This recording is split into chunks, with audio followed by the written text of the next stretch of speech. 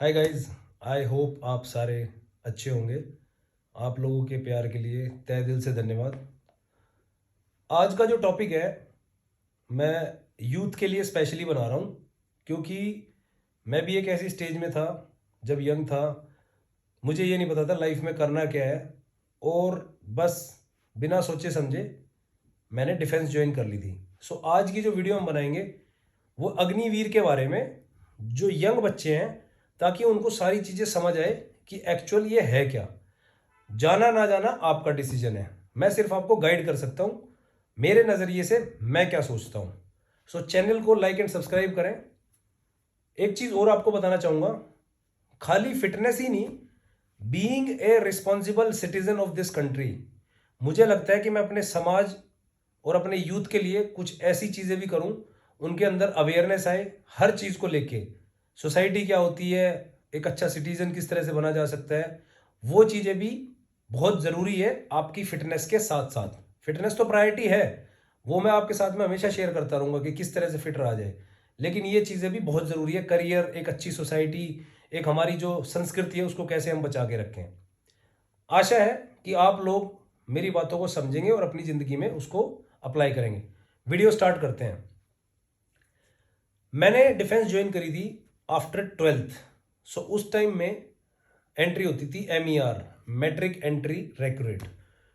उसके कुछ साल बाद में SSR शुरू हुआ था, सीनियर सेकेंडरी रिक्रूट। अब स्टार्ट हो गया अग्निवीर। सो मैंने 12th जो है PCM से करी थी, और काफ़ी सही नंबर थे मेरे, 71% उस टाइम पे आए थे मेरे PCM में। सो वो बहुत माने जाते थे उस टाइम पे। अब हमारे टाइम में जॉब्स बहुत कम होती थी, सिर्फ या तो प्राइवेट जॉब कर लो या कॉल सेंटर वगैरह की, या फिर आप डिफेंस ज्वाइन कर लो।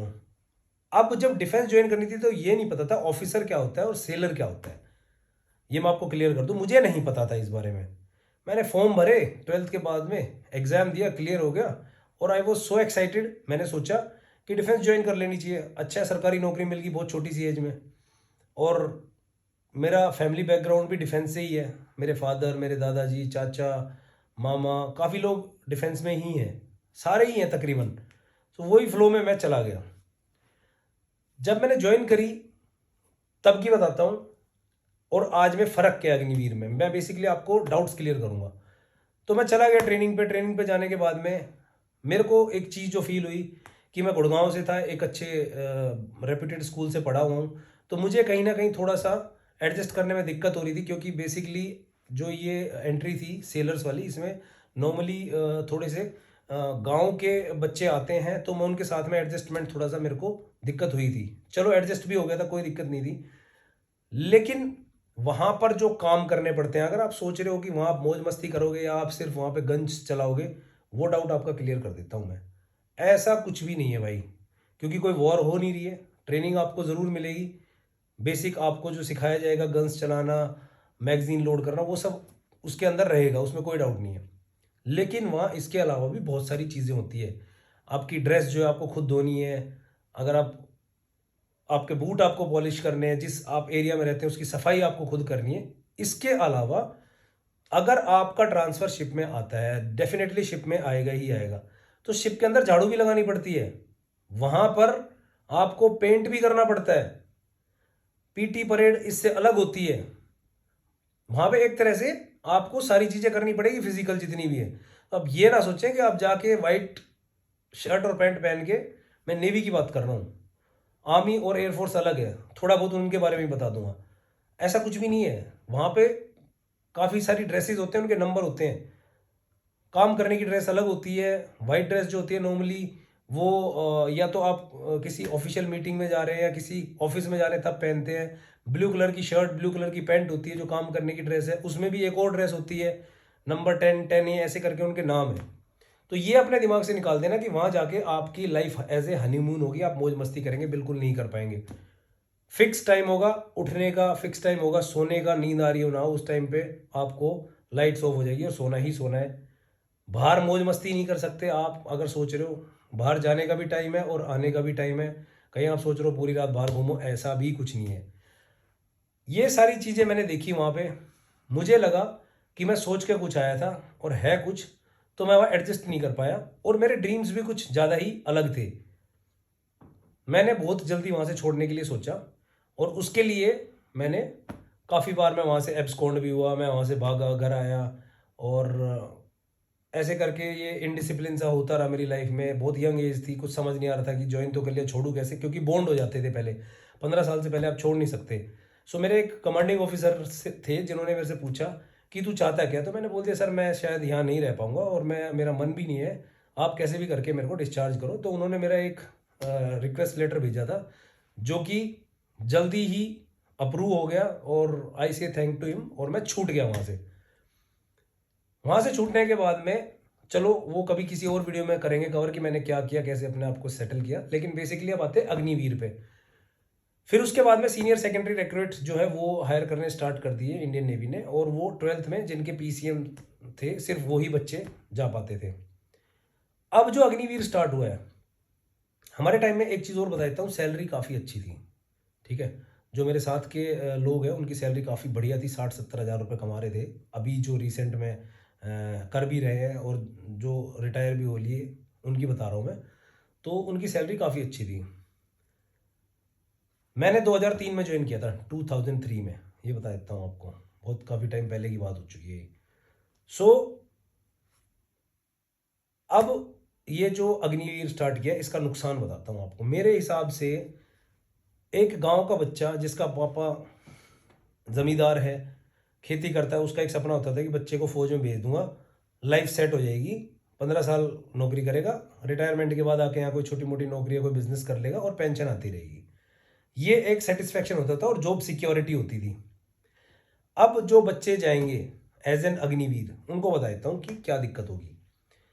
आप जाओगे 4 साल के लिए 12th करने के बाद में, धोबी का कुत्ता घर का ना काट का। आपने ज्वाइन तो कर ली, ठीक है, लेकिन आपको छोड़ने के बाद में 4 साल के बाद में ना तो आपको मेडिकल फैसिलिटी मिलेगी, जो ECHS बोलते हैं, जिसको ex serviceman health contributory health scheme करके होती है, ना आपको कैंटीन की फैसिलिटी मिलेगी, ना ही आपको पेंशन मिलेगी। अब 4 साल आपने पढ़ाई में जो गैप आ गया, उसके बाद आप पढ़ाई में आओगे तो वापस आपको शायद बहुत सारी चीज़ें आप भूल चुके होंगे, तो पढ़ाई भी कंटिन्यू नहीं कर पाओगे। बात आती है कि आपको फौज कितने पैसे देगी। स्टार्टिंग सैलरी 30 हज़ार होगी आपकी, उसमें से 9 हज़ार काट लेंगे आपको देगी 21 हज़ार इन हैंड, ठीक है, और 9 हज़ार रुपये आपके जुड़ेंगे आपकी सैलरी में से, और 9 हज़ार सरकार देगी आपको। चौथे साल तक आप 40 हज़ार रुपये पहुँचेंगे, जिसमें से 12 हज़ार रुपये फिर आपके कटेंगे, और आपको 28 हज़ार रुपये मिलेंगे। मतलब आपको जो हाथ में पैसा आएगा 21 हज़ार से लेकर 28 हज़ार रुपये तक आपको मिलेंगे। 21 हज़ार, 23 हज़ार, ऐसे करके फिर 26 हज़ार और 28 हज़ार, इस तरह से आपको पैसे मिलेंगे 4 साल में, हर साल इंक्रीमेंट लग के। और जो आपके पैसे कटेंगे वो 9 हज़ार से लेकर 12 हज़ार तक आखिरी कटते रहेंगे। सो उसमें आधा पैसा अगर आपका जैसे 9 हज़ार कटा है तो 9 हज़ार सरकार देगी, 18 हज़ार रुपये आपके पर मंथ के हिसाब से जुड़ रहे हैं। 4 साल में आपके ये पैसे 10 लाख रुपए कुछ करीब होंगे, जिसमें आधा पैसा आपका होगा और आधा पैसा सरकार का होगा। अब आती है बात, आपको इसमें और क्या मिलेगा। ये जो 21 हज़ार रुपये आप कमाओगे हर महीने, तो मेरे हिसाब से 2.5 लाख रुपए एक महीने की, एक साल के हो गए, और अप्रॉक्सीमेटली 4 साल के वही 10-1 लाख रुपए करीब करीब, जैसे अगर हम लगा लेते हैं 21 हज़ार के हिसाब से 12 महीने के 2,40,000, करीब करीब 2.5 लाख रुपए हो गए। 4 साल में हो गए ये करीब करीब 5, 10, 12, 1 लाख रुपए ये लगा लो आप। मुझे एक बात बताओ कि जब तुमने बाहर आकर कुछ और ही करना है और वहाँ जाकर पढ़ाई में भी गैप आ जाएगा, तो तुम्हें क्या लगता है कि तुम्हें भारत की नौकरी मिल जाएगी। मेरे साथ के रिटायर्ड लोग हैं जिनमें से कुछ लोगों को आज भी नौकरी नहीं मिली है। ये सीधा सीधा पता है गेम क्या है, पेंशन स्कीम खत्म करने का, और जो ECHS ex serviceman contributory health scheme जो होती है, जिसमें आप प्राइवेट हॉस्पिटल में अपना इलाज करा सकते हैं, बिल कितना भी है सरकार भरेगी, वो पैसा बचाने का। और जो आप कैंटीन से सामान खरीदते थे उसमें आपको कम से कम 30% का MRP पे जो है वो लेस मिल जाता है, वो पैसा। तो सारी जो ये स्कीम है बेसिकली पैसा बचाने के लिए की गई है, और डिसीजन आपका है जाना है या नहीं जाना है। मेरे को ये लगता है कि अगर आप जाओगे तो कोई फ़ायदा नहीं है, क्योंकि आप अपना टाइम खराब करके वापस आके अपने करने वही है जो आप करना चाहोगे। तो यही था बेसिकली। बाकी आप देख लेना कि करना क्या है। मैं इसमें मेरे व्यूज़ यही हैं। और आर्मी और उसका बता देता हूँ आपको, एयरफोर्स का, कि आर्मी में भी और टफ लाइफ हो जाती है, वहाँ पे तो कहीं भी ट्रांसफ़र कर देते हैं। सो यही सब चीज़ें हैं। बाकी कुछ डाउट्स हो डिफेंस को लेके तो आप मेरे से क्वेश्चंस कर सकते हैं। कोशिश करूँगा मैं रिप्लाई करूँ। और चैनल को लाइक एंड सब्सक्राइब करें। और भी ऐसी कुछ वीडियोस अगर आप सोचते हैं कि मुझे बनानी चाहिए जनरल टॉपिक्स के ऊपर जिससे लोगों को अवेयरनेस मिले, तो मैं कोशिश करूँगा बनाने की। Thank you so much.